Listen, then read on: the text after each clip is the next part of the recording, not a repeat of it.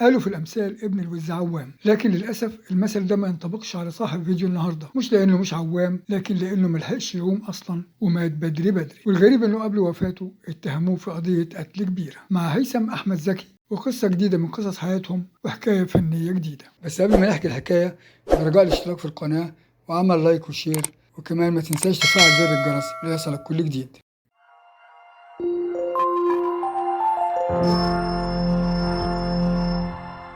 في 7 أبريل 1984 اتولد في مدينة القاهرة هيثم ابن الفنان أحمد زكي. أبوه الفنان الراحل أحمد زكي وأمه الفنانة الراحلة هالة فؤاد. حصلت مشاكل بين أبوه وأمه فانفصلوا عن بعض، وكان هيثم لسه طفل صغير، فاتنقل يعيش مع والدته اللي اتجوزت وخلفت ابن تاني هو الأخ غير الشقيق لهيثم. لكن بعد كده أصيبت الأم بالسرطان وتوفت عن عمر 35 سنة، وكان هيثم وقتها عنده 9 سنين. فاتكفلت برعايته جدته لأمه، لأن أبوه أحمد زكي كان في عز نجوميته، وكان الفن والتمثيل واخدين كل وقته واهتمامه، فما قدرش يقوم بدور الأب والأم مع بعض ولا حتى يقوم بدور الأب وحده. صحيح كان هيثم بيتردد عليه من وقت للتاني، وهو كان بيزوره على فترات، لكن فقدان الطفل الصغير لأمه بالوفاة وأبوه بالبعد حسسه بمرارة الوحدة، وده انعكس حتى على ملامحه ونظرة الحزن اللي فضلت ملازماه لغاية وفاته. حاولت جدته تعوضه عن الحرمان اللي اتعرض له على قد ما قدرت، لكن برضه ما كانش كفايه. وكان الناس اما بيشوفوا هيثم مع ابوه بيسالوه تفتكر هيثم هيطلع ممثل؟ كان بيرد ابوه ويقول لهم هيثم هيبقى ممثل عظيم، بس الاول يخلص دراسته ويهتم بمستقبله. سنه 2005 اتوفى الفنان احمد زكي قبل ما ينتهي من تصوير مشاهد فيلمه الاخير حليم، فاستعان المخرج بابنه هيثم اللي قام بتصوير مشاهد الفيلم الخاصه بحياه عبد الحليم حافظ وهو شاب، فظهر في فيلم حليم سنه 2006، وكان ده اول ظهور له على الشاشه. كان استقبال الجمهور والنقاد لهيثم في الفيلم ده مختلف، فمنهم اللي انتقدوا بشدة وقال إنه أدى الدور وحش جدا، وفي ناس تانيين قالوا لأ أداه كويس، خصوصا إنها المرة الأولى اللي يقف فيها قدام الكاميرا وما كانش لسه كمل ال 21 سنة. وفي سنة 2007 قام ببطولة فيلم البلياتشو مع فتحي عبد الوهاب، لكن الفيلم ده فشل كبير جدا، وانتقدوا الناس وقالوا إنه مش عشان أبوه فنان كبير يبقى هو كمان هيطلع ممثل ناجح. ونتيجة لفشل الفيلم انتابته حالة من الإحباط وابتعد عن السينما لمدة 3 سنين، لحد ما اداله المخرج خالد يوسف دور في فيلم كف القمر سنة 2011 اللي اشترك فيه مع الفنان الراحل خالد صالح وحسن الرداد ووفاء عامر. ونجح الفيلم نجاح خلى هيثم يستعيد ثقته بنفسه، فقدم في نفس السنة 2011 مسلسل دوران شبرا مع محمد رمضان ومجموعة من النجوم الشباب، وكان المسلسل ده نقطة تحول في حياة هيثم زكي الفنية، أو نقول كان بداية التعارف بين هيثم زكي الفنان وبين الجمهور بعيد عن ارتباطه بوالده الفنان الكبير. سنة 2014 قدم مسلسل الوصايا السبع اللي حقق نجاح كبير جدا وأضاف الكثير لهيثم زكي اللي بدأ يحط رجله على الطريق الصح، فقدم عدد من الأفلام والمسلسلات اللي ظهر في بعضها كممثل أو كضيف شرف زي الكنز والجماعة والصفعة. هيثم كان عايش مع جدته وخاله اللي كانوا بيمثلوا له كل أسرته، خصوصا إن عماته البنات كانوا عايشين في الشرقية وبعيد عنه.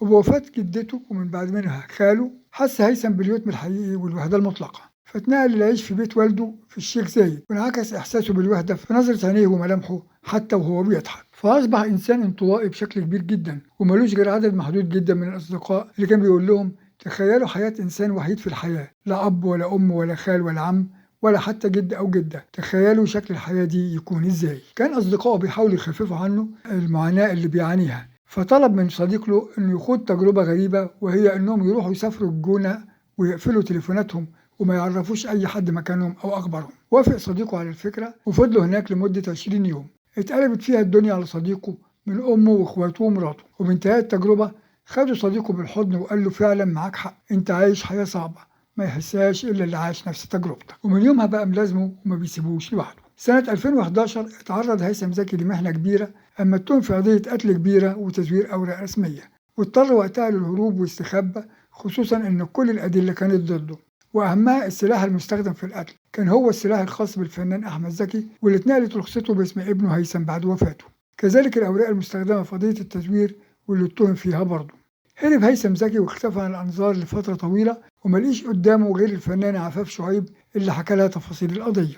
اتدخلت عفاف شعيب ووقفت وراه خلال فترة اختفائه لحد ما ظهرت الحقيقة وتم القبض على الجناه اللي اعترفوا بسرقة مسدس الفنان أحمد زكي أثناء موجة الانفلات الأمني في ثورة 25 يناير، وكمان سرقوا بعض الأوراق المهمة من بيت ابنه هيثم واعترفوا بالتفصيل إزاي ارتكبوا جريمة القتل والتزوير. وظهرت الحقيقة على يد الفنانة عفاف شعيب اللي حكت الواقعة دي بالتفصيل لوسائل الإعلام. كذلك أثيرت إشاعة تانية حوالين هيثم زكي، وهي إشاعة خطوبته للفنانة حورية فرغلي، اللي نفت الكلام ده من أساسه وقالت إنهم زملاء وأصدقاء، وقالت كمان إنها أكبر منه بكذا سنة وما ينفعش ترتبط بحد أصغر منها. سنة 2018 وبعد معاناة من الوحدة والانعزال، قرر هيثم زكي يكون أسرة وتعرف على شابة جميلة اسمها إنجي سلامة. إنجي سلامة دي كانت خبيرة طاقة ومشهورة جدا على السوشيال ميديا. كان أمله يكون أسرة يحس معاها بالانتماء والحياة، لكن القدر ما أمهلوش، فتوفى في 7 نوفمبر سنة 2019 بعد مكالمة تليفونية قصيرة مع خطيبته وهو راجع من الجيم، فقال لها إنه تعبان وهيروح يريح شوية بعد ما أخد علاج. حبت خطيبته تطمن عليه فاتصلت عليه أكتر من مرة لكن محدش رد، فقلقت عليه واتصلت بشرطة الشيخ زايد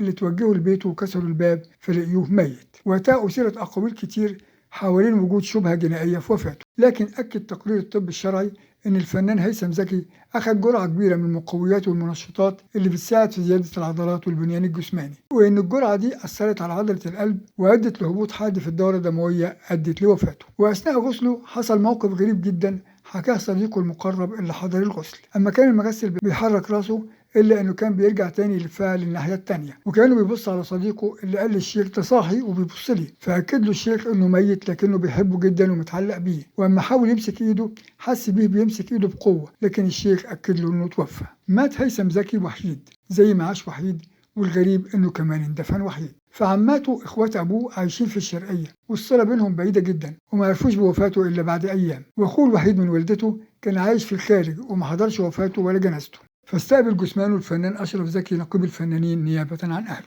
بعد وفاته حصلت مشكلة على الميراث، مين اللي يورث التركة اللي سابها هيثم؟ عماته وولاد عماته اللي في الشرقية، ولا ولاد إخواله اللي في القاهرة، ولا أخوه غير الشقيق اللي عايش في الخارج؟ وصدرت فتوى شرعية من دار الإفتاء إن أخوه غير الشقيق رامي هو الوريث الوحيد اللي يرث كل أملاكه. وفي المقابل قام عدد من أصدقائه من داخل وخارج الوسط الفني ببناء مسجد باسمه كصدقة جارية على روحه. رحم الله الفنان أحمد زكي والفنانة هالة فؤاد، ورحم ابنهم الفنان هيثم زكي اللي فجع الوسط الفني كله بوفاته. دي كانت قصة حياة الفنان هيثم أحمد زكي من البداية للنهاية.